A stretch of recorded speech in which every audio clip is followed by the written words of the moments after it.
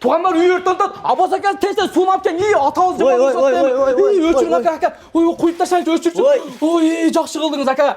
Бул деген пена ломбоз болот. Үйдүн, тамдын, ылайдын ордун ушу менен элдин баары сонун жылуу атат. 1 жыл алдын ушул Аббас ака ушул үйдүн үстүн сонун жылуулап кеткен. Жада калсам мына жерде 1 жылдык чаңдарын берип турат. Эч кандай жери трешина кеткен эмес, жарака кеткен эмес, тешилип калган эмес. Чорный потолок ылайдын үстүндө жылуулап койсоңуздар болот экен. Ушул үй жалпы метр квадрат Аббас ака 400 метр квадрат жатыруу. Анан кийин 5-6 сантиметрге чейин куйтура турган болсоңуздар, баасы бардыгы ичинде устаксы материалдар менен 400 сом болот экен. Эгерде 10 сантиметрге жакын куйтурсаңар, кичине баасы кошулуп калат экен. Кичине кошулуп калат.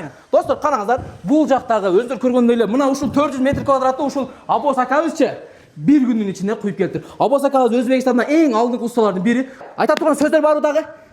Жок.